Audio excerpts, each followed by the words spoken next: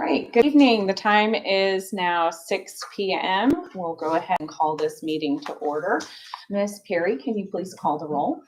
Mayor Stephanie Dalton, Vice Mayor Holly Berry, Here. Commissioner Jamie Fairbanks Harvey, Here. Commissioner Terry Holmes, Here. Commissioner Hayes Wilkinson. For today's invocation, please join me in a moment of silence to reverently collect our thoughts, pray, and ready ourselves for this meeting and the duties to which we have been called.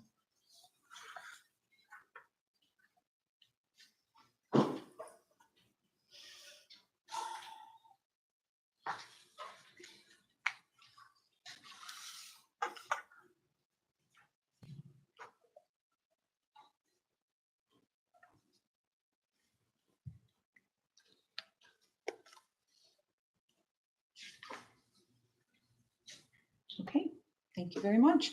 Now we'll stand for the pledge. Mr. Granum, will you please lead us in the pledge?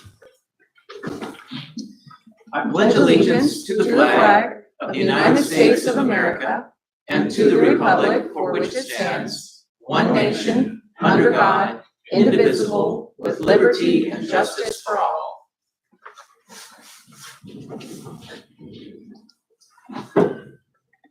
All right, so next we have my mayor's report.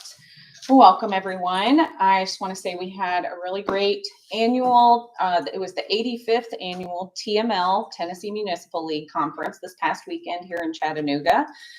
Vice Mayor Berry, Commissioner Fairbanks Harvey, and our intern, Stephen, also attended.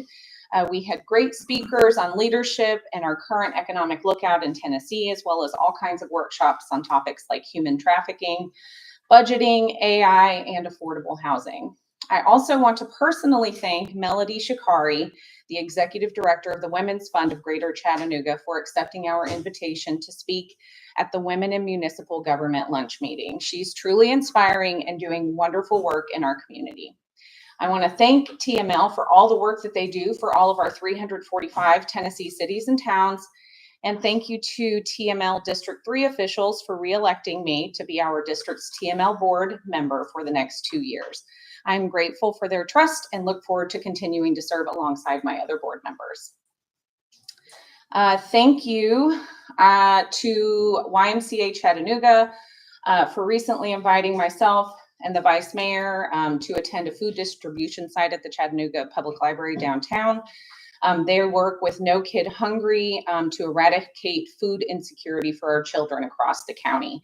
In Red Bank particularly, they fed our Red Bank High School football team all summer, who apparently eat the most salads in town, and served lunch on site to our students all summer, thanks to a partnership with CARTA.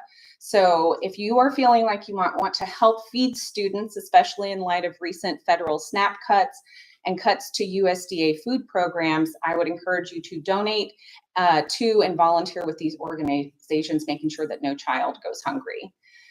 Congratulations to our Red Bank neighbor and public art board member, Megan Ledbetter, on her recent individual artist fellowship in photography from the Tennessee Arts Commission. This fellowship will help Megan as she continues doing the careful and caring work of documenting the history and place that is the field, as we and our other community partners work toward restoring this burial ground and honoring those buried there and their descendants. And finally, I want to wish all of our Hamilton County Public School students a great first day at school tomorrow. Now we have a report from Vice Mayor Berry. I'll be brief today. I just want to thank the Red Bank Pool Advisory Board for hosting a late swim last month in July. It was well attended, and while unfortunately the second late swim date got mostly stormed out, it was well received, and I hope this might be a more regular occurrence. And the next Red Bank Community Food Pantry is this Thursday, August 7th, from 4:30 to 6 p.m. at Red Bank United Methodist. Thank you, Vice Mayor. Next, we have our report from Commissioner Fairbanks Harvey. Sure. Welcome. South Dayton Boulevard is taking on a new look. I drive it quite regularly. Right lane turns to Signal Mountain Road, so be ready. While the left lane is on the inside and continues on into Chattanooga and the tunnel. Thank you, Public Works, for the sign contribution. excuse me, lost my place here. Signed contribution and for directing us motorists. I appreciate this as the work has been completed during the night hours and for the safety of the workers not being in the heat and there's less traffic. As school is starting, perhaps you're pondering dance classes, which is ballet and tap. With an area dance studio, the Battery Dance Wear and Accessories will be accommodating those needs with attire and shoes as you start your dance classes. The store is located in the heart of our city on 3809 Dayton Boulevard. You can visit the website at www.battery.com. As Mayor Dalton mentioned, the Tennessee Municipal League, and I have my name tag still on, concluded this morning. I attended along with other two esteemed commissioners. One session that caught my attention was the Attainable Housing with Think Tennessee, the Sycamore Institution, and the City of Chattanooga. There is conversation about providing more very type homes, such as a smaller square foot home with one bedroom rather than 2 or 3. The Red Bank Market will be again on Saturday, August 9th in our city park from 11 to 1 p.m. My next Listen and Learn will be held Monday, August 18th at the now Chattanooga Eats and Chill Mexican Food, formerly Sabor, at the same time, 6 to 7 p.m. And I, along with Mayor Berry, to all administrators, teachers, and students beginning your classes this year, do your best, be your best, and become better educated so you can continue to contribute to our community. May your days of learning be worthwhile with new, old friends and with your teachers. Thank you. Thank you, Commissioner. Next, we have our report from Commissioner Holmes. All right, welcome. Please keep in mind teachers, parents, and students as we go to school tomorrow and in the coming weeks. We've been getting ready the past couple of days at conferences and setting up our rooms and whatnot. So I think we're ready to go for tomorrow and in the coming weeks. There's a lot happening at Red Bank, as the commissioners mentioned, road restriping and lane changes, and then the grant funding for our city improvements and our events like our Food Truck Fridays, which will start back up in September, I believe, and our second Saturday market. So please check those out. And we're also thinking about doing a nacho challenge in my family. So checking out the nachos around Red Bank and rating them. We might make a video, we're not sure yet. If you want to support Red Bank businesses, I think there are several places that sell nachos. Maybe check them out and rate them. It'll be something fun to do in the coming months. Thank you. Thank you, Commissioner. Finally, we have a report from Commissioner Wilkinson. I'll need Commissioner Holmes to report back on the nachos. Okay, I wanted to give the Southeastern Conservation Corps a shout out for their work at Stringer's Ridge and the White Oak Connector Trail. They fixed some drainage issues, problem spots with trail erosion, and cleared some heavy overgrowth. Looks really good out there, y'all. Thank you.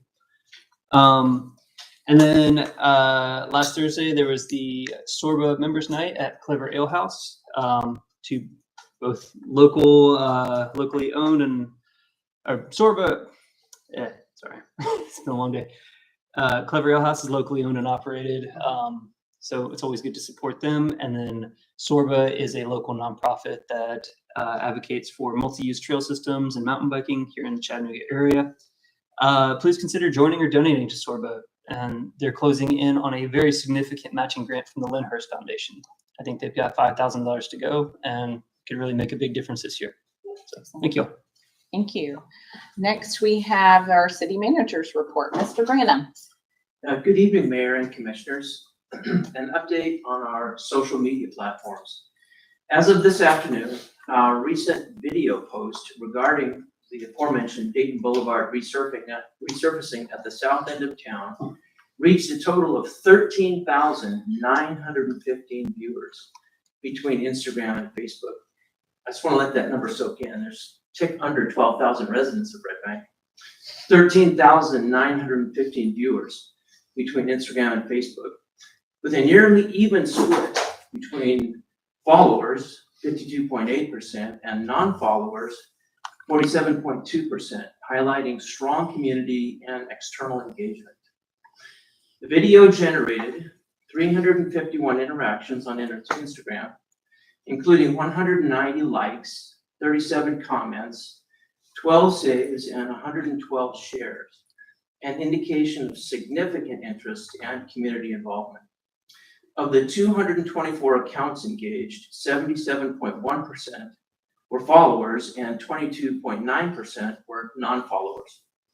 Additionally, the post led to 14 new profile follows. On Facebook, the video received 10,870 views, 129 reactions, and 134 comments, demonstrating continued engagements across our social media platforms.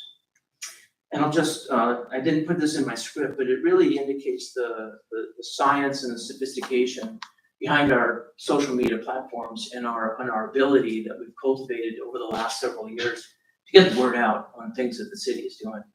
And so I'm just very satisfied with the work that Summer Sheldon in particular is doing, but really all the city staff to create content that is interesting and useful to the community that we serve. Continuing the theme of digital outreach and engagement, our August newsletter was published on Friday and loaded with great content. It doesn't print out very well, but I did print out a copy. It's really meant to be consumed digitally, but it's loaded with great content. An urgent and important matter, which several of the commissioners have mentioned already, urgent and important matter of public safety is covered in some detail. I'm talking about school bus safety. The article informs on when a motorist must stop for a school bus. And yes, motorists must stop on Dayton Boulevard when a school bus deploys a stop sign, regardless of direction of travel. All lanes, southbound and northbound, must stop. Frankly, this is an ongoing challenge, and we appreciate everyone's help in getting the word out as school resumes. Another interesting article is the breakdown of police responses for the past month. We typically respond to about 13,000 calls for service annually. This article breaks down those calls for service in some detail for the month of July. Another hot topic covered in this month's newsletter is the ongoing concern regarding notification in the event of an emergency. We have an article on how to enroll in Hamilton County's excellent resident emergency notifications, and so much more. So please check out our August newsletter on our website or subscribe to have it delivered the first of each month to your email inbox. I could go on and on about the things the city is doing, but our Facebook and Instagram accounts are so comprehensive and current, I don't have much more to share at this time. Thank you, Mayor. Thank you, Mr. Granum. Right, we'll move on to our consent agenda, which contains the July 15th meeting minutes, professional engineering services to conduct a geotechnical survey on Pine Breeze Road, an agreement to purchase a budgeted dump truck, a salt and sand spreader and snowplow, application for a Tennessee American Water firefighting grant, emergency purchase of a heat and air pump for the police department, a license agreement for traffic analytics software and services, authorization of the mayor to request the reinitiation of a new land conversion process, and acceptance of an over $400,000 non-matching Project Diabetes grant. Are there any items that the board wants removed to the regular agenda for further discussion? Yes, I'd like to remove item D, 25-1817, Okay. Regarding the Tennessee American Water Grant, and item G, resolution 25-1820, regarding the Land and Water Conservation Fund, since we weren't able to cover those during the work session. Okay, so I have a motion to, I will remove those items to the regular agenda. Do I have a motion to approve the consent agenda as amended? I will move. Okay, motion from Commissioner Fairbanks Harvey. Do I have a second? I'll second. Second from Commissioner Wilkinson. Any discussion? Any comments from the residents present? If you come up to the podium. You all need to learn to put the microphone a lot closer to you. It's hard to hear back. Okay. All of this. Are there any comments on any of the consent agenda items that we just touched on? Okay, if there are no comments, let's call the vote. All in favor? Aye. Any opposed? Motion carries. Moving on to unfinished business, item A, ordinance number 25-1282, an ordinance of the Board of Commissioners of the City of Red Bank, Tennessee, to provide for the general revenue thereof for the fiscal year 2026, amending ordinance number 25-1281, second and final reading. Ms. Pickle. Good evening, Commissioners. Good evening. You guys can hear me. So if you think back to the budget discussions that we had in May and June, the commission decided that the city needed to capture 5% more revenue than the then current tax rate would allow. This 5% increase in revenue was set at $5,722,500. With this being a property tax reassessment year, we didn't know at the time what the new tax rate would be set at when we were in the budget process. When we received the certified tax rate, it was set at 89.68 cents. With this tax rate and the need to collect an additional 5% in revenue, 98 cents was proposed and approved on the first reading on July 19th of this year as the adopted tax rate. We're presenting this ordinance to you tonight as approval as the second and final reading. Okay, thank you, Ms. Pickle. Before I ask for a motion, Mr. Granum, I think, has a comment. Thank you, Mayor. Stay up here if you don't mind, CFO Pickle. So we had budget academies like we've done the last several years, and we like to present certificates to those who attended. And I missed a couple of folks when they were here last time, and they're here now. And so I'd like to invite up Abby Schwartz and Chad Bullard, if they wouldn't mind joining me. Excellent.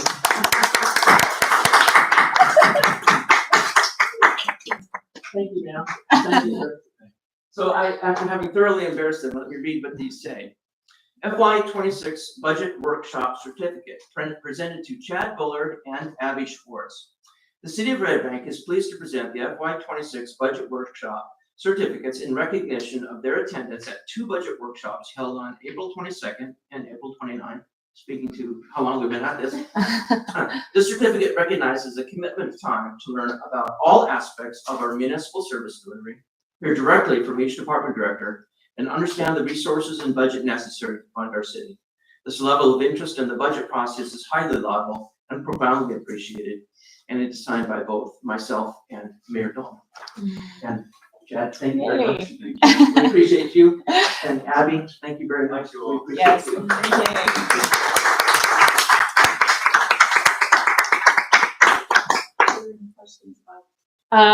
First, I'm going to ask for a motion to approve. I'll move. Okay, I have a motion from Vice Mayor Barry. Do I have a second? I'll second. Second from Commissioner Holmes. Are there any questions for Ms. Pickle or any further discussion at this time? Okay. If no further discussion, are there any comments from the residents present? Okay. If there are no more comments, Ms. Perry, can you please call the vote? Mayor Dalton, Yes. Vice Mayor Barry, Yes. Commissioner Fairbanks Harvey, No, ma'am. Commissioner Holmes, Yes. Commissioner Wilkinson. Yes. Okay. Motion carries on second and final reading. Moving on to item B, ordinance number 25-1283, an ordinance of the Board of Commissioners of the City of Red Bank, Tennessee, amending the zoning ordinance and zoning maps to rezone property located at 223 Clift View from R2 residential to R3 residential, second and final reading. Mr. Fan. Mr. Fan. Good evening, Commissioners. So the 223 rezoning, you heard at the last commission meeting, no changes since then. I don't think Arnold asked for any changes to the ordinance. So it is before you, as you saw it at that last meeting, and the recommendation is to approve. From staff and from the Planning Commission? Yes. Correct. Okay. Thank you very much. Do I have a motion to approve?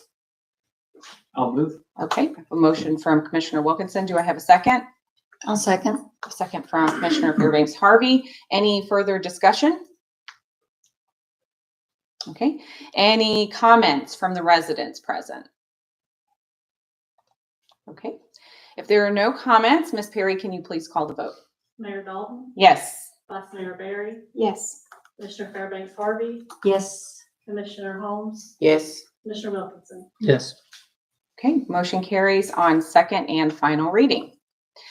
Moving on to new business, item A, public hearing and ordinance number 25-1284, an ordinance of the Board of Commissioners of the City of Red Bank, Tennessee, amending the zoning ordinance and maps of this city to rezone property located at 171 Oak Street from R1 residential to RTZ residential townhouse / 0 lot line. First reading. First, we will open up the public hearing. Mr. Granum.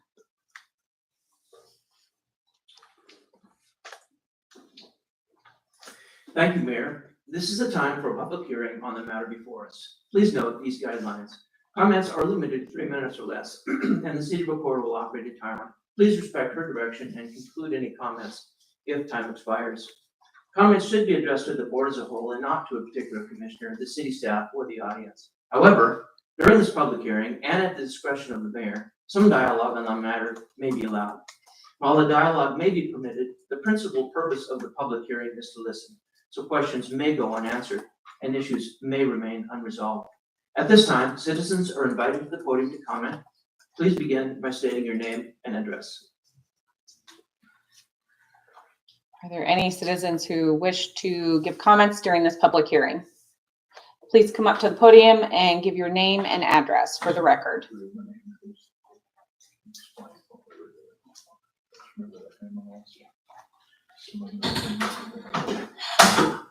Yeah, my name is Randolph Osmos, and I live at 5010 Kenner Avenue, which is got a cross street of Oak on it.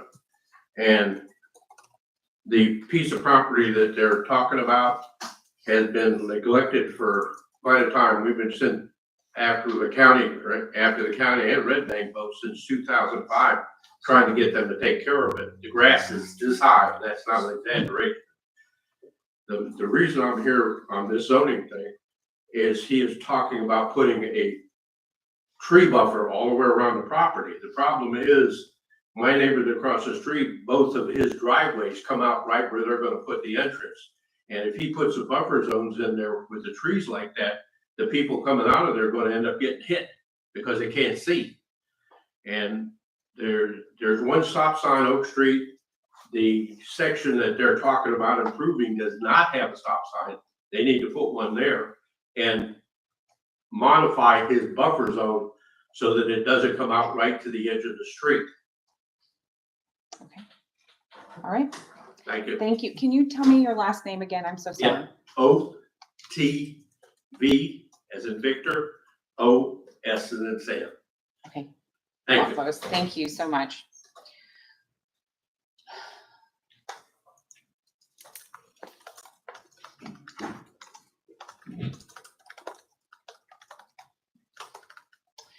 All right, do we have any further comments during this public hearing?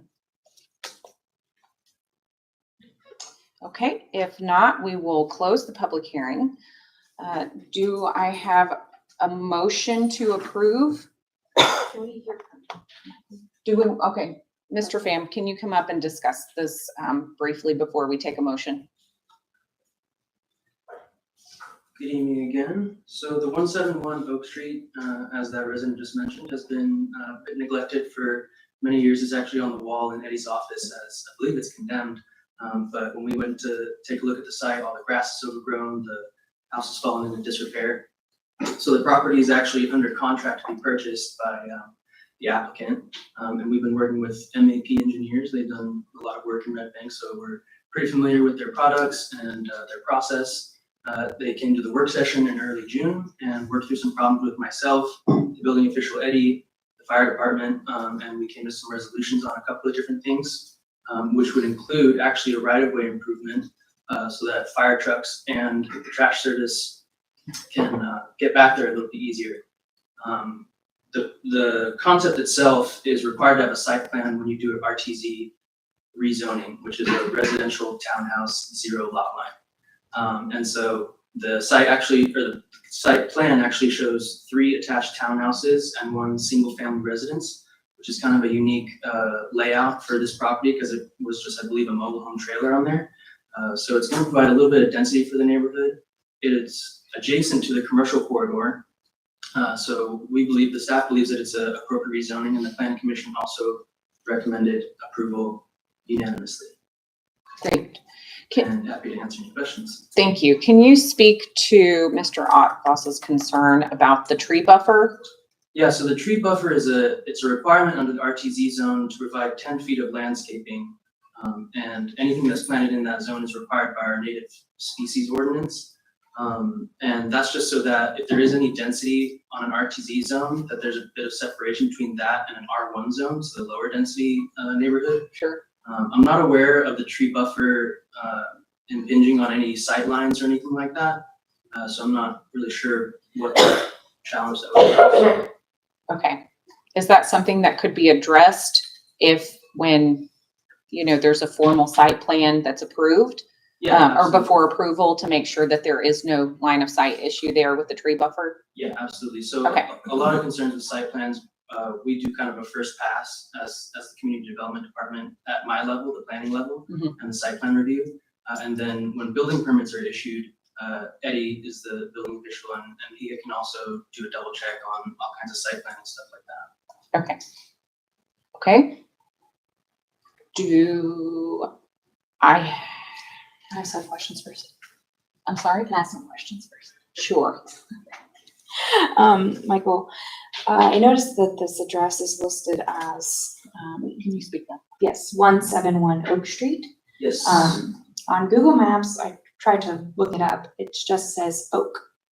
And there is actually an Oak Street elsewhere in Hamilton County. So I'm curious, and I looked at all the other addresses and all of the other homes in this neighborhood.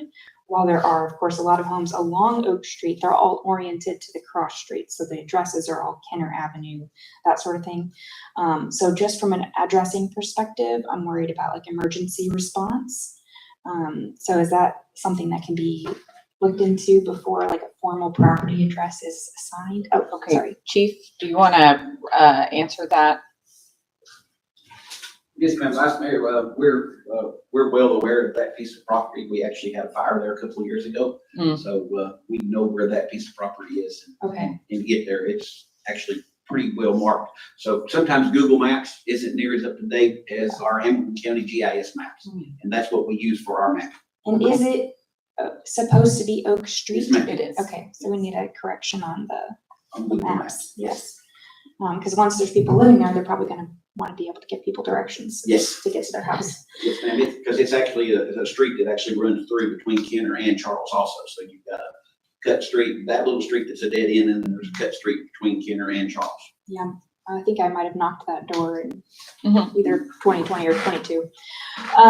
One more question I had about that. You mentioned, Mr. Pham, that this property is adjacent to commercial property. Yes. It shares a property line based on what I saw in the satellite view with maybe Meeks Antique and Auctions on the rear of the property line, which then of course is then one parcel. Like screaming in my I own know, ears here. I think the mic is going in and out. Okay, my apologies. There's basically one parcel between this parcel and Dayton Boulevard. And is there any opportunity for pedestrian or bicycle connectivity between, neighborhood connectivity between Dayton Boulevard and this parcel? Because in order to get, from that neighborhood to, Dayton Boulevard that's right there, or any existing or future commercial businesses, you have to go a significant distance around through that neighborhood, even on foot. Do you see any potential future connectivity with added density in this neighborhood? I think that'd be amazing. It's a little unfortunate that Oak Street doesn't come through, but we've actually seen Mr. Meeks at a couple of planning commission meetings, and he's a very well-informed citizen. And actually, when we went up to look at the site, we actually had a conversation with him about it. I did mention that that would be a really nice thing, and so possibly in the future we could approach him with that kind of conversation. I think so. Like the easement? That would be probably the right way to go about it, but Okay. Yeah. Thank you very much. All right. Okay. Do I have a motion to approve? I'll move. Thank you for And your then we patience, can, Mayor. and then we can have further discussion. Thank you. Motion by Vice Mayor Barry. Do I have a second? I'll second. A second from Commissioner Holmes. Is there any further discussion or any other questions that we want to ask before we take further citizen comments? Not that it, I mean, his concern perhaps, and I don't know how much you could tell a developer or whomever, but maybe there could be shrubbery rather than the 10 feet tree in a particular spot that would allow better vision for drivers or pedestrians. Which I think, Mr. Pham, the Planning Commission ultimately votes on the site plan, correct? They did vote on the site plan for the rezoning. Oh, they did already. Yes. So this is the site plan. The site plan was submitted in the same application with rezoning. Okay. So we don't actually have a formal site plan review process other than that. Okay. So that's kind of where, our building inspector and our residential inspector would come in and say, this, you didn't plant your landscape buffer, what's going on here? So. Okay. But they could also ensure that, could they look at it before they plant those trees just to make sure that it is far enough back, that there's no line of sight issues? I'll connect with map engineers and make sure that that's a concern to be addressed. Okay, perfect. Thank you. All right, any further discussion at this time? Okay, are there any further comments from the residents present? Okay, if there are no more comments, Ms. Perry, can you please call the vote? Mayor Dalton, Yes? Vice Mayor Barry, Yes. Commissioner Fairbanks Harvey, Yes. Commissioner Holmes, Yes. Commissioner Wilkinson. Yes. Okay, motion carries on first reading. There will be a second reading at our next August meeting, which is August 19th. So in between that time, if you have any further, questions or concerns, or you need some further clarity, you can reach out to our staff at any time and they will be happy to answer any of those questions. And then you are free to come back to our next meeting and give any further comments or ask questions at that time as well. All right, moving on to item B, ordinance number 25-1285, an ordinance of the Board of Commissioners of the City of Red Bank, Tennessee to reenact, amend, and recodify ordinance numbers 01-838, 01-848, 12-982, and Red Bank City Code Title 14, Planning and Zoning. First reading. Director Slay. Thank you, Mayor Dalton. That is a mouthful. It was a mouthful. Well, it really is turning out to be more some housekeeping efforts. Okay. As you mentioned, these three ordinances that are being impacted into this one document addresses the actual establishment of the Municipal Planning Commission for Red Bank, and that was back in 2001. The second ordinance, also from 2001, helped define and reduce the board membership for the Planning Commission from 7 to 5. Okay. And ordinance number 12-982, which was obviously in 2012, this also had identified some selection criteria for membership of the Planning Commission. This ordinance, again, it's housekeeping to codify some things, but we did make some changes as far as to the criteria.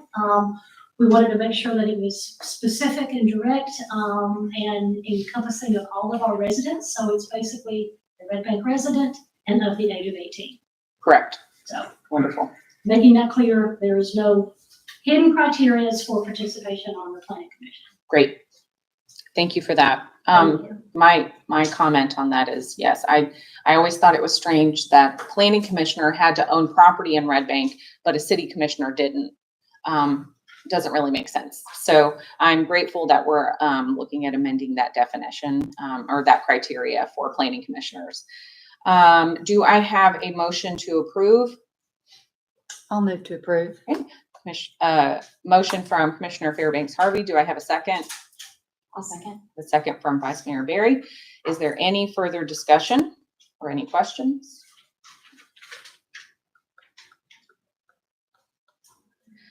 Okay, any comments from the residents present?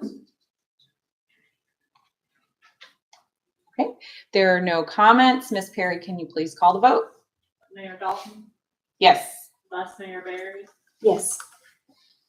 Commissioner Fairbanks Harvey, Yes. Commissioner Holmes, Yes. Commissioner Wilkinson. Yes.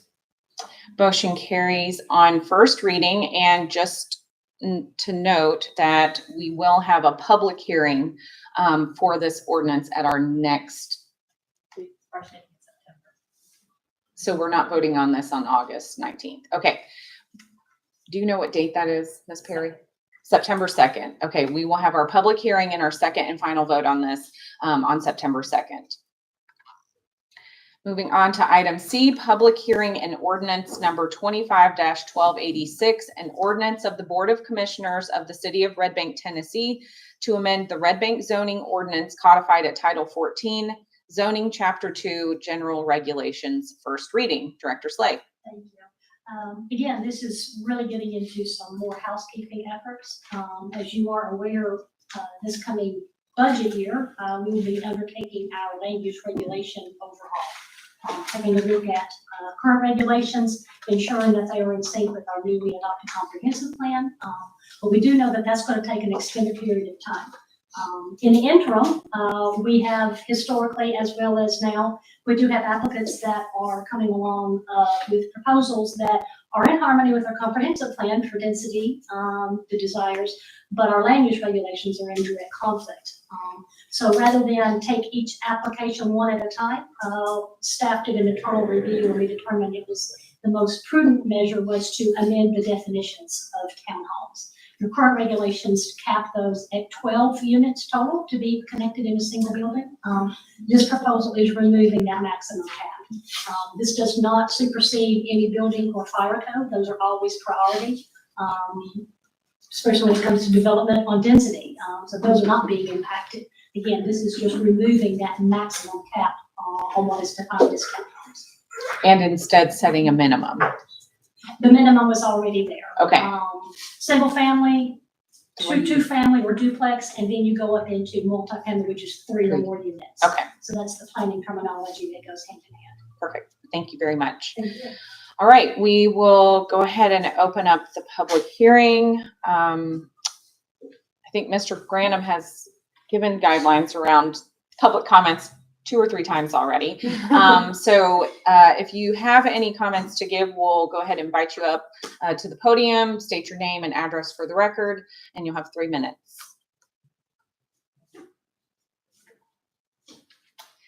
Okay, if we have no comments, we'll go ahead and close the public hearing. Do I have a motion to approve? I'll move. Okay, a motion from Commissioner Holmes. Do I have a second? Second. A second from Commissioner Wilkinson. Any further discussion? Any new comments from the residents present? If there are no more comments, Ms. Perry, can you please call the vote? Mayor Dalton, Yes. Vice Mayor Barry, Yes. Commissioner Fairbanks Harvey, Yes. Commissioner Holmes, Yes. Commissioner Wilkinson. Yes. Motion carries on first reading.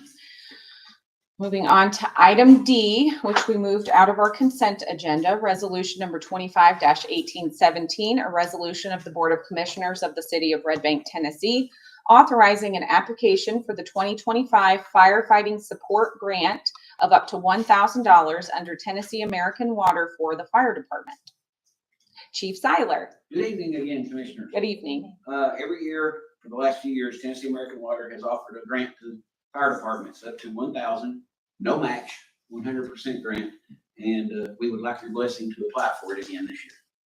Excellent. Do you have anything specifically you plan to I've got a few things use it for? we've thought about and we've talked about, but probably leaning towards helping buy or replace a $4,000 deluge gun that's broke.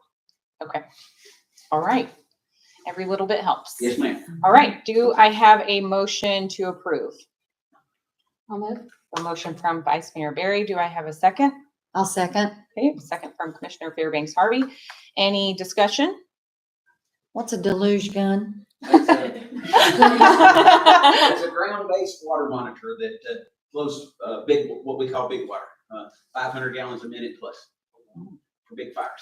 Okay, that sounds Thank you. important. Mhm. All right, any comments from the residents present? Okay, if there are no comments, let's call the vote. All in favor? Aye. Any opposed? Motion carries.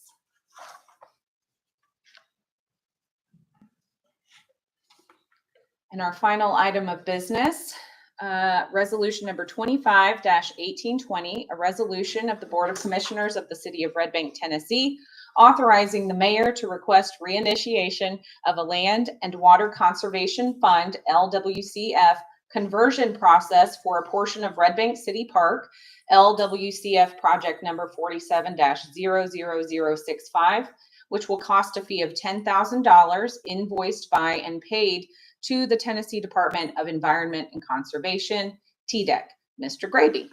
Thank you, Mayor Dalton. I'd like to start off with a small correction on the resolution. It says Red Bank City Park, which may bring up some confusion. It meant to say Morrison Springs Park, which it was mislabeled on there, so I apologize. We thought we had taken care of that, but that will be reflected on I the, thought it, maybe didn't republish it. it'll be reflected in the minutes. Okay. And we will get that fixed before any resolutions are signed. Okay.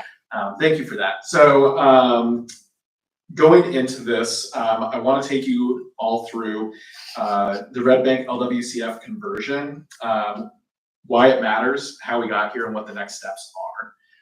And so for those of you in the commission or at home listening, you may not know what this is. An LWCF grant is a Land and Water Conservation Fund.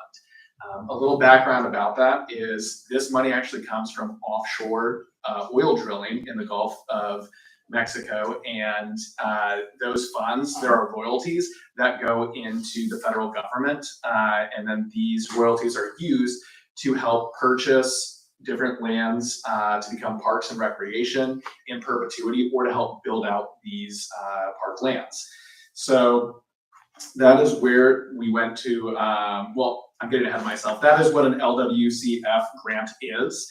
And we happen to have one of those grants, and we are looking to do a conversion. So I want to go with the commission goals that are driving all of this.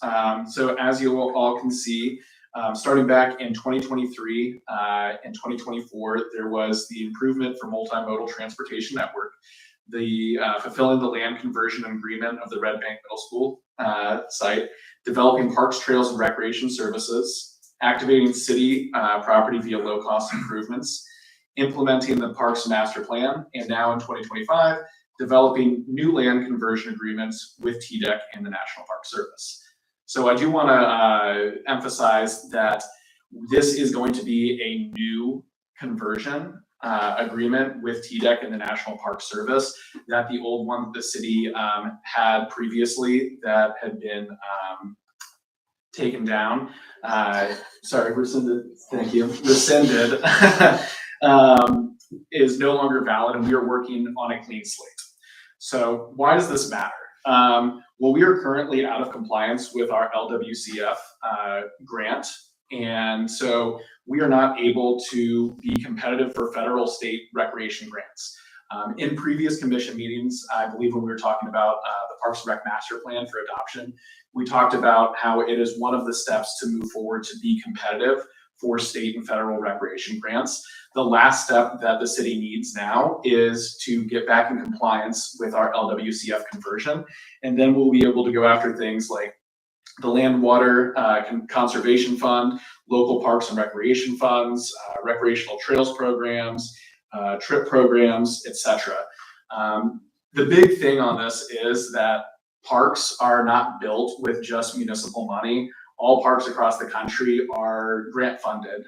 So as we're looking at making improvements or doing things at the former Red Bank Middle School site or other undeveloped city-owned property, these different grants, especially the LPRF, the Local Parks and Recreation Fund, and the LWCF, are pivotal and crucial in being able to activate these sites. A brief timeline of how we got here. Back Earlier this evening, I spoke about in 1969, we applied for an LWCF grant. In 1970, we were awarded that grant over at Morrison Springs Park. It built out a softball field, a concession stand, bathroom. It built out 3 small pavilions and 1 very large open air pavilion with bathrooms that today is now closed in and is the Red Bank Community Center. From there, the Hamilton County Department of Education and the city of Red Bank started conversations about doing a land swap to build what is now currently the Red Bank Middle School property. In 2011, the city of Red Bank approved Resolution 11806, which allowed giving up 14.636 acres of the Morrison Springs Park to be exchanged with 11.97 acres of what is now the former Red Bank Middle School site and $546,000 that went into improving the James Street Avenue ball fields. Since we were losing ball fields over at Morrison Springs, the city replacing them on recreation site over there. With this, in 2011, the city was able to submit a LWCF conversion to TDEC and MPS. It was approved at the time, and it was supposed to be converting those 14 acres of land over at Morrison Springs Park to replacing it with 13.1 acres on Stringer's Ridge and 3.1 acres at the former Red Bank Middle School property. Something I do want to emphasize at this junction is that the former Red Bank Middle School property is not tied to the land conversion in any way, but 3.1 acres was originally suggested to become parkland in perpetuity via this conversion. Fast forward to 2020, the National Park Service rescinded the approval and Red Bank became non-compliant with the LWCF conversion. The big takeaway from this is we had 14 acres of recreation land that is protected in perpetuity via the grant that we agreed to back in 1970, and we now have to replace that that property. It is not acreage; it is based on appraisal value. We will get into that when we go over our checklist moving forward. In 2023, the City Commission allowed the city manager to bring on a Parks and Recreation division, which then instituted a Parks and Recreation Advisory Board and the first ever Parks and Recreation Master Plan, which was adopted last August in 2024. Now in 2025, we are ready to attack this application aggressively, and we are asking for permission from the commission to be able to start that process. So the land, real quick so everybody can get oriented. Morrison Springs Park land swap. If you look here on the map, on the far right side is Godsey Ridge and the pool. Then the middle section is actually the 14 acres that we swapped with Hamilton County Department of Education, including the 2 parking lot sections. We still retain the 5 softball fields over on the left side of the map. This land you can see in orange and green is what we gave up, and we retained everything that is in the blue. So properties that are under consideration now to move forward are the Hickson site over on 4839 Dayton Boulevard and the former Red Bank Middle School site on 3715 Dayton Boulevard. This is the Hickson site. It is located sandwiched between Fire Hall 2 and B&B Discounts. And you can see the outlined area with the grassy frontage, the pavement, which is now the first ever traffic garden in Hamilton County, actually in Southeast Tennessee. And the property also has a small wetland on it, which makes it actually a very strong candidate for this conversion. Other property looking at being used for this, if the Hickson site is not appraised at a high enough value to cover the conversion, would be over at the former Red Bank Middle School site, which everybody should be very well versed of on Dayton Boulevard, where the former Red Bank Middle School was and the former Red Bank High School. So we are now getting ready to enter a new conversion application. There are 3 different phases with this. And so I'm about to put a lot of information up onto the screens over these next 3 phases. And I'm just going to highlight the important pieces on there, but I'm happy to answer any questions as we go along. The first phase is kicking off with a conversion request letter, which is what this resolution is asking for today, which will kick off and create a conversion contract and subsequently a $10,000 conversion fee that will kick off a 1-year clock to complete all of phase 1. Phase 1 is putting together the complete conversion packet and submitted it over to the state over at TDEC.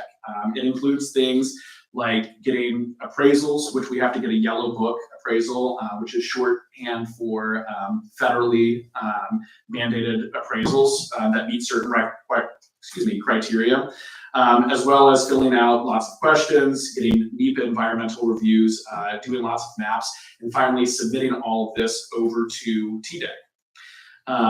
Then that will kick off phase 2, which is the state review and approval. This timeline depends on state processing, but essentially they'll take our conversion packet that we have submitted over to them, and they will create a new conversion packet, including extra forms that are federal forms that only TDEC as the liaison for this grant are able to fill out.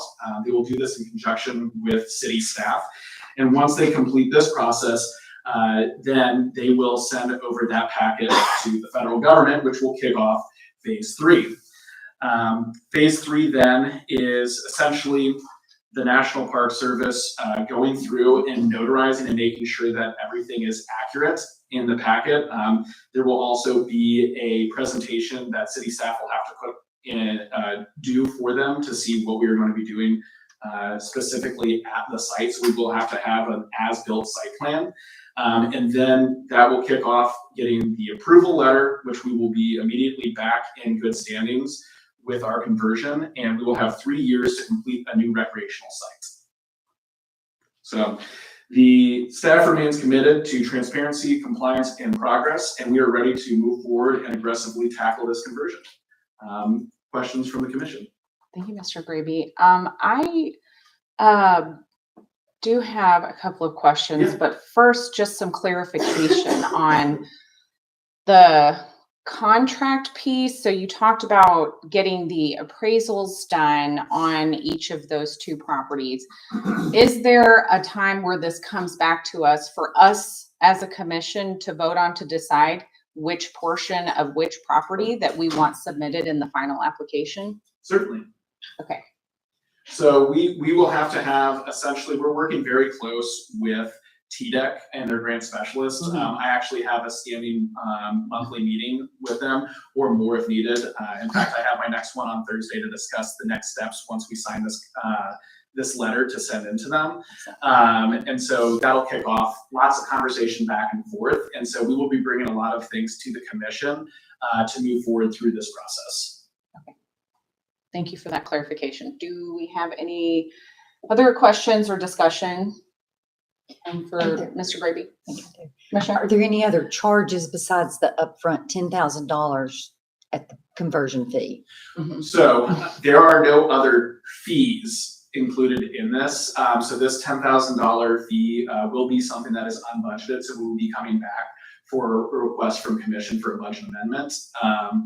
But there are no other fees. Now, there is lots of other things that we are going to have to spend to be able to do this, such as we have an RFP out right now for site planning for these 2 sites. So when this process is complete, we will have fully vetted site plans with public engagement for both the Hickson parcel, and taking what was the small area study and taking it to the next step. So even if we do not need the former Red Bank Middle School property, we still have something that's ready. So once we are able to get funding, can execute over there.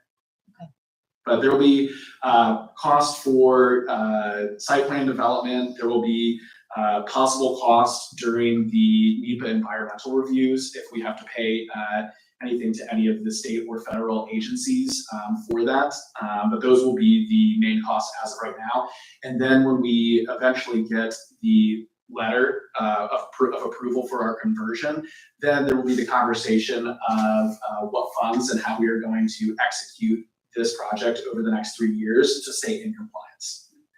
But the ROI is very strong on this. Once we complete it, it unlocks these grants that are 80-20 matches for a lot of them, like the LWCF and the LPRF, which is the federal government putting in 80% and the city putting in 20% to be able to build out these infrastructures for what the commission sees as the next steps at some of these sites, or for future projects, per se, a new municipal aquatics facility.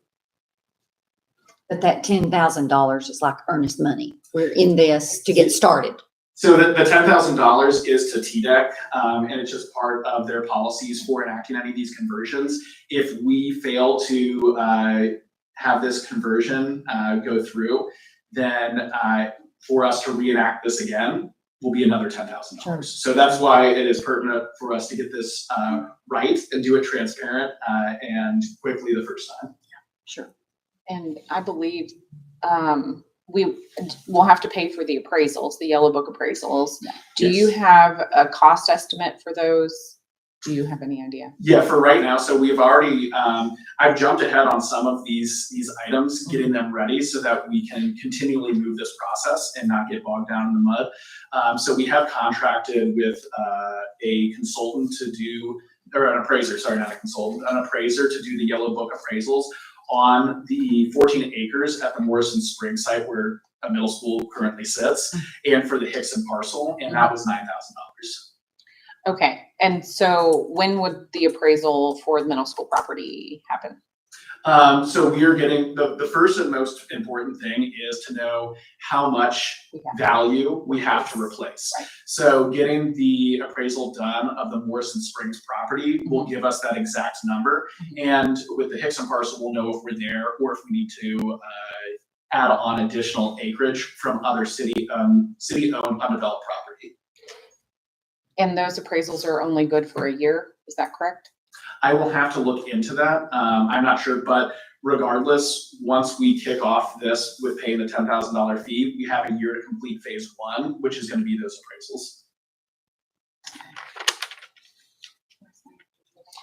I was just gonna say, my understanding of the $10,000 application fee is that this is a very arduous process, and that's kind of a cost offsetting for TDEC themselves for the hours that their staff put into doing that application on our behalf to the federal government. Yes, correct, Vice Mayor Berry. That it's a very large lift across the board for everybody, and I believe another reason in there is so that people aren't just off the cuff constantly sending conversions. Wasting their time. Yeah, exactly. So it's showing that we have skin in the game, we have commitment, and that we are going to move forward with this process. Commissioner? That was very comprehensive. Sorry, I know that was a lot of information. I'm sure it was like drinking water from a fire hose. So if you guys have any other questions, let me know. And also moving forward with this process, I do plan to come to commission and update you with where we are on different steps during work session. Or if we need to bring something for approval, obviously that will come via resolution. Okay. I do have a question. I do have some concern about not appraising the middle school property right now and completely excluding it from like the potential, properties that we might, or pieces of property that we might submit. Because that's really been what we've been kind of waiting for 5 years since I first ran. And the land conversion had been rescinded. And then, it was really important to a lot of people in the community when I campaigned at that time that, we do this very transparently, which we are, and I very much appreciate, but, through our process with our comprehensive plan and then the small area study, there's very resounding support for a majority of the middle school property to be developed as park, outdoor community gathering space. And I, in my mind, think that it might be a good idea to protect some of that in perpetuity, in such an agreement like this. So I'm just wondering about that. Yeah, and please don't hear what I'm not saying. We still want to move forward with the feedback that we got from the comprehensive plan and the small area study, and getting this conversion compliance figured out and getting it so that we're back in the good graces will allow us to get funding to do that. Right. And so before we go ahead and spend more money on getting another Yellow Book appraisal, I have been suggested from TDEC to get from our current appraiser to get an opinion of value to see what that would be around, so that if we need to, then we are able to hire them to do a Yellow Book appraisal instead of throwing more money at something that may not need or may not stick. Okay. Vice Mayor. Director Slay, please correct me if I misspeak, but my understanding is, I had similar concerns to you, Mayor, about the protection and perpetuity of the public green space at the former Red Bank Middle School site with whatever development we go forward with. But my current understanding is, our goal, however we complete the conversion agreement, part of the goal of doing this in the first place is to apply for those land and water conservation funds or similar federal grants in order to fund the development at the middle school site of that green space. And those grants themselves, if we were to be awarded them, would create a new source of protection. It would be just as protected as Morrison Springs had been, through, no part of this conversion agreement, but by merit of receiving a new Land and Water Conservation Fund grant or something similar, hopefully, for the middle school site that will enact its own protection for that site. Correct. If we were to apply for an LWCF grant to outfit that property, then the acreage that we're using that on, then it would draw a border around it that would be protected in perpetuity. Much like the ball fields that we gave up. Correct. Thank you. Thank you. Any further discussion? Commissioner, do you have a question? At the beginning of the slides, didn't you say it was the former, this is the property in question and the other one with the traffic garden? Yes, that's correct. It seems like we were saying that this wasn't part of the other. Thank No, you. we are looking at this as a very viable option. We're just seeing what we're gonna need to be doing. Another thought of getting this done is that if it's just the Hickson parcel, and we won't know what that's gonna be until we get the Yellow Book appraisal, so it's a lot of what ifs, which I don't like to play often. But it is going to be easier to facilitate building that parcel out in those 3 years, whereas the former Red Bank Middle School property will have to be phased out, which there's not an issue with that. We can get that into the application of understanding when we submit that over to TDEC. But one is going to be easier to facilitate to having people recreating on than the other. Sure. Can you give some clarity around, because I have been a part of this conversation for a very long time.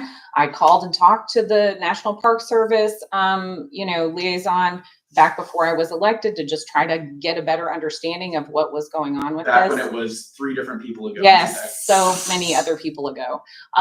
But could you give some clarity around, I know that we have to replace the value of the land that was lost, but as far as the active recreation piece that was lost with those ball fields, what has to be replaced on that side of things? So right now with my reading through the manual that's over 100 and some odd pages, and speaking with TDEC, is that it's not active versus passive right now, for those reasons. And also from reading the manual, having a wetland on the property also negates the need for that as well. So the Hickson property is a very enticing property to use because it is protecting a small watershed as well as providing recreation to the community. Okay, thank you. Just to piggyback on that, the focus would be possibly upon approval is Hickson would come first, and that would clear us up in approval, and we could do whatever and move forward on the middle school side. Correct. And so once we get the letter of approval signed and stamped from the National Park Service and it comes to Mayor Dalton, we will be able to immediately start going after grants for the next grant cycle when that comes up. All right. We're able to start applying for grants for the former Red Bank Middle School site as soon as, like you said, the conversion agreement has been agreed upon. We don't have to wait for the Hickson parcel to be completed. Correct. before we can go after those grants for the middle school parcel. Yes, that is correct. Okay, wonderful. Thank you. Before I ask for a motion, I will say that I did check and I was using an unrefreshed version of the resolution. So I spoke inaccurately. Red Bank City Park is not included in the resolution, so we don't need an amended motion. So can I have a motion to approve? I will move. I will second this. It's been a long time coming. Do we have any further discussion at this time? Mayor, would you mind if I add some comments? Mr. Graham, go ahead. Thank you, Mary. So behind the scenes, we've done a lot of posturing with staff to really set Jeffrey up to have the bandwidth to focus on this. And I just wanted to say thank you again to the commission for allowing us to bring Tegan on full time. Tegan has really cleared the decks for Jeffrey from the standpoint, he's not spending his bandwidth on the next farmer's market. He's spending the bandwidth on these very complicated interagency, intergovernmental, long-term issues. And so I think the presentation tonight really underscored how badly we needed staff level capability that Jeffrey brings to the table. And so I want to thank the commission and also note that really this is Jeffrey's job one going forward. He has been the face of all that Parks and Rec has achieved so far. That's kind of passing the baton to Tegan. And really Jeffrey is going to be operating at this level on this issue set going forward. There are a couple other timelines that are at play. We are trying to make the city competitive for the Hamilton County Leading into Communities grant, which has its own timeline. That is a 50-50 match. So potentially there's $250,000 of Hamilton County money. It would cost $250,000 of Red Bank money, but we could move the needle along the lines of $500,000. These things have to happen very, very quickly for us to catch up with that last cycle.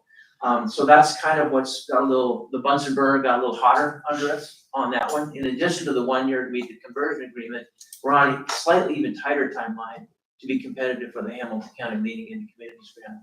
That may or may not be a deciding factor because it may be some of these other grants, which are actually more favorable, 80-20 grants, potentially could be more desirable for us in the final analysis. So there's very complicated things going on behind the scenes, and we're really have empowered Jeffrey to be on point on behalf of the city. And I absolutely want to underscore what Jeffrey said. At every decision point, it will come back to the commission for decision. I don't want anybody to think that we're forgetting about the small area study or the Park and Rec master plan. Those completed documents are on the forefront of our thinking as a staff as we undertake things, mindful that at key decision points, it always comes back to the commission for commission review and approval. So thank you, Jeffrey. Martin, if I may also add, other pieces that we have set up for success is that Parks and Rec master plan that you all adopted back in August will also be helping guide this process as we're going through this conversion compliance. And also the Parks and Rec Advisory Board, who will be helping make recommendations on things such as awarding the RFP for the site plan and making their recommendation for me to bring to commission. So we have lots of different people that are going to be working through this, a lot of public input that we've already gathered and more public input to come so that we get this right. So it's not a rush job, but that we do meet all of our timelines so we can be effective and efficient. Excellent. Thank you. Any other discussion?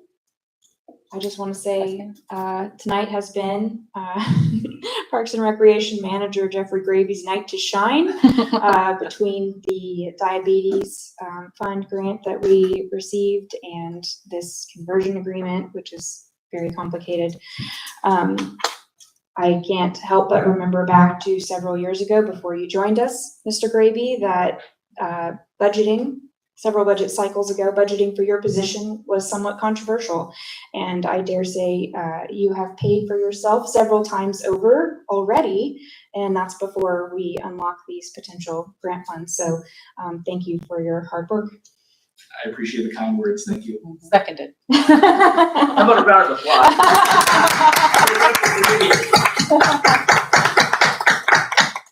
All right. If we don't have any further discussion at this time, do we have any comments by the residents present?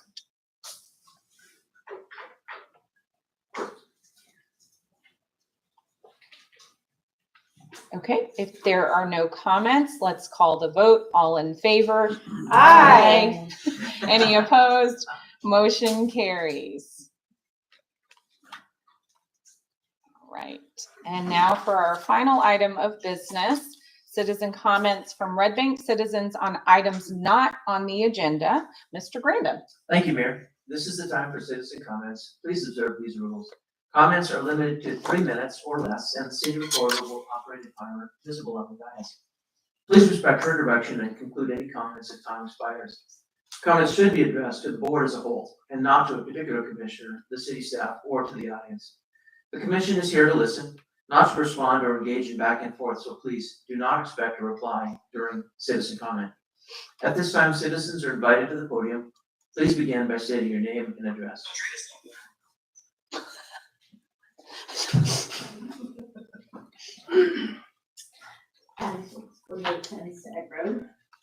Good evening, commissioners and everybody. I hope this is allowed. I have a comment on something that was on the consent agenda. I didn't read it in time to make it during that conversation, so may I continue consent? Are we okay with that? Well, I mean, it's just the resolution Sure. that, okay, and y'all just mentioned it too. The Project Diabetes Grant, I wasn't here for the work session and I'm not sure that I recall the conversation about it. Y'all just gave credit to Jeffrey on that, but I don't know what that is about really, and so may I yield my time for somebody to tell me about it? We could welcome Mr. Gravy back up here to give a brief summary, Just- or I would recommend. Just 2 minutes and 15 seconds worth of that would be helpful for me.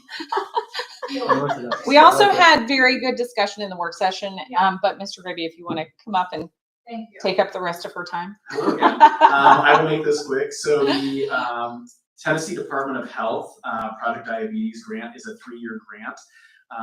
We asked for $402,300 and That's it. $300,000. Yep.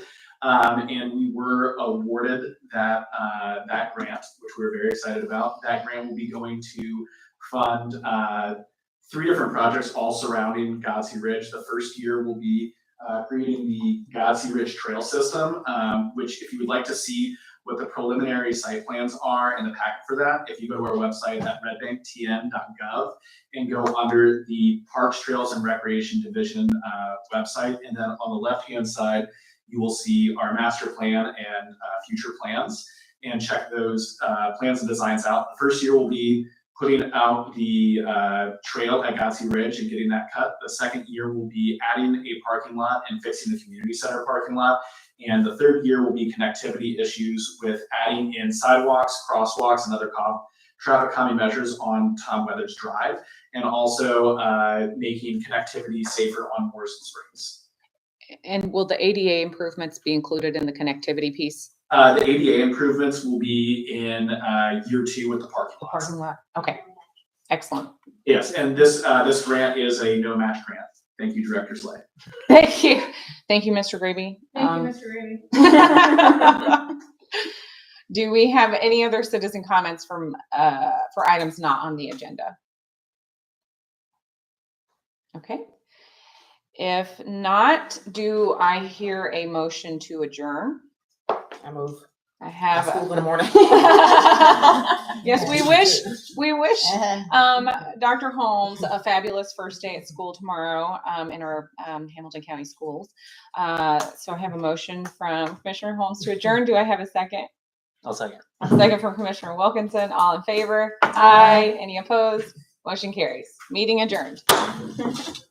That was a dense one. Oh, yeah.